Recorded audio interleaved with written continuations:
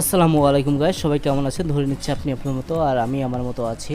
তাহলে আমি কিছুক্ষণ আগে এই ওয়েবসাইটটি তৈরি করলাম, হলো PEMT। আমার একটি ডেমো সাইটের জন্য ডোমেন নিয়ে আসি। আমি এই ডোমেনে এই কাজটি সম্পূর্ণ করে রাখছি, দেখতে পাচ্ছেন।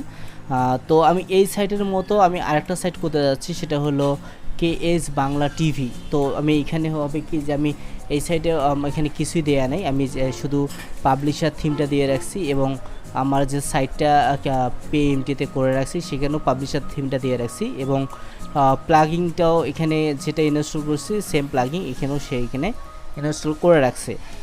তো এখানে দেখতে পাচ্ছেন 6টা প্লাগিং ইউজ করা হয়েছে: add manager, pay list, view, তারপরে URL, যে পিজে ট্র্যাকার আর পেজ বিল্ডার। এখানেও সেম জিনিসটা আছে, সবগুলা দেখতে পাচ্ছেন। তো আমরা কি করব, এই সাইটের মতো হুবহুব আমরা এই সাইটটা তৈরি করব। বর্তমানে এই সাইটটাতে কিছুই নেই, তো এটা করা খুবই সিম্পল। আপনি কীভাবে করবেন, আপনি এখানে টুলসে চলে যাবেন। টুলসে যে এক্সপোর্ট নামে একটা অপশান দেখতে পাচ্ছেন, এই এক্সপোর্টে ক্লিক করবেন।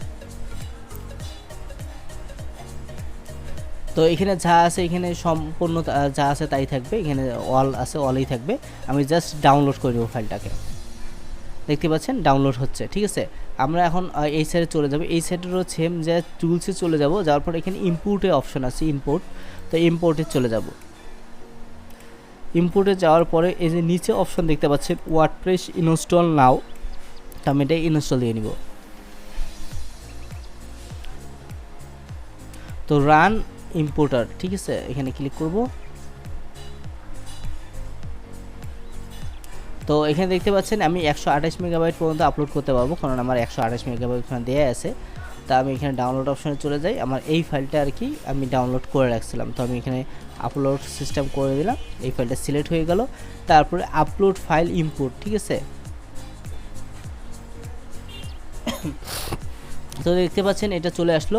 এখানে আপনি যদি সিলেক্ট না করেন তাহলে আমার যে এই ওয়েবসাইটের যে অ্যাডমিন অ্যাক্সেসটা আছে এখানেও এই অ্যাডমিন অ্যাক্সেসটা চলে আসবে। তো আমি ওটা চাচ্ছি না, আমি চাচ্ছি আমার এই ওয়েবসাইটের যে অ্যাডমিনটা আছে তার আন্ডারে যেন সবগুলো পোস্ট চলে আসে। তো এখানে আমি অ্যাডমিনটা সিলেক্ট করে নেব এবং এখানে টিক দিয়ে নেব যেন আমি এই ফাইলগুলোকে ডাউনলোড করতে পারি। যে এখানে যে ইমেজ অপশানগুলো আছে সেই ইমেজগুলোকে আমি যেন ডাউনলোড করে এই সার্ভারে নিয়ে আসতে পারি। তো আমি এই সার্ভারে সিলেক্ট করে দিলাম এবং সাবমিট ক্লিক করলাম।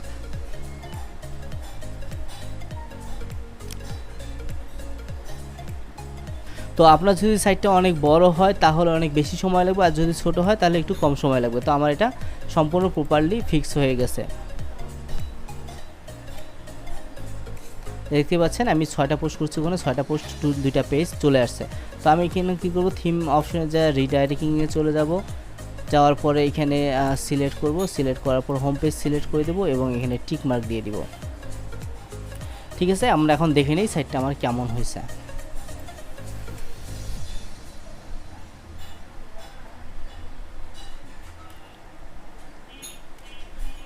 আচ্ছা, দেখতে পাচ্ছেন এখানে আমার সব কিছু ঠিকঠাক আসলেও আমি যে এক্সট্রা যে CSS HTML মানে থিমটা যে সাজাইলাম, এখানে যে থিম অপশনটা সাজাইলাম, এই যে এখানে যে থিম অপশনটা, এই থিম অপশনটা যে আমি এতক্ষণ সাজাই নিলাম, এই থিম অপশনটা কিন্তু এখানে আসে নাই, ঠিক আছে।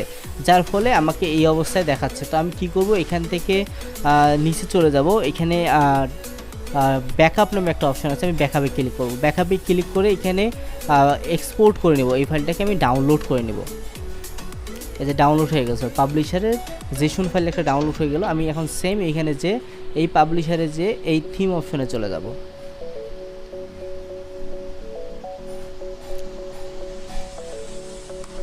থিম অপশনে যাওয়ার পরে এখানেও সেমভাবে নিচে অপশন চলে আসে ব্যাকআপ অ্যান্ড রিস্টোর। তারপরে এখানে আমি এই ফাইলটাকে সিলেক্ট করে নিব, এই সিলেক্ট করে নিলাম এবং এটা ইম্পোর্ট করে নিব, ইম্পোর্ট করে নিলাম। তো এটা আমার দেখা যাক কি হয়। তো দেখতে পাচ্ছেন এটা অলরেডি, আমরা হেডারে চলে যাই। এই হেডারে যে সাইট লগো চলে যায়, এই যে লগোটা চলে আসছে। হ্যাঁ, এখন আমরা এটা রিলোড দিব। এই যে দেখেন এটা চলে আসছে। তো এখানে আরেকটু কিছু ফিক্স করতে হবে, সেটা হলো যে নেভিগেশনে চলে যাব। নেভিগেশনে এটা আমার করাই আছে, আমি জাস্ট এখানে টিকটা দিয়ে দেবো, এই যে এই টিকটা দিয়ে দেবো। তো আমরা আবার রিলোড দিব। এই যে দেখেন চলে আসছে। আমরা এখন পোস্ট অপশনে চলে যাব। এই যে এইখানে যেমন দেখছেন আমি উইজেটটা আমার আসে নাই, তো আমরা উইজেটটাকে একটু ফিক্স করে নেব। এখন উইজেটে চলে যাব।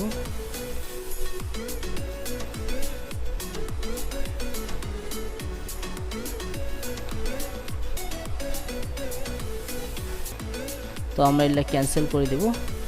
ক্যান্সেল করে দিয়ে থাম্বনেলার 1 নামে একটা অপশন আছে, এই থাম্বনেলার 1 এটা সিলেক্ট অ্যাড করে দিব। আর এখানে আগের বারের মতো রেসপন্সিভ যে অ্যাডভান্স রেসপন্সিভ যে মোবাইল ভার্সন অফ করে দেব, ট্যাবলেট ভার্সন অফ করে দিব, তারপরে নেভিগেশনে যে এটা অফ করে দিব।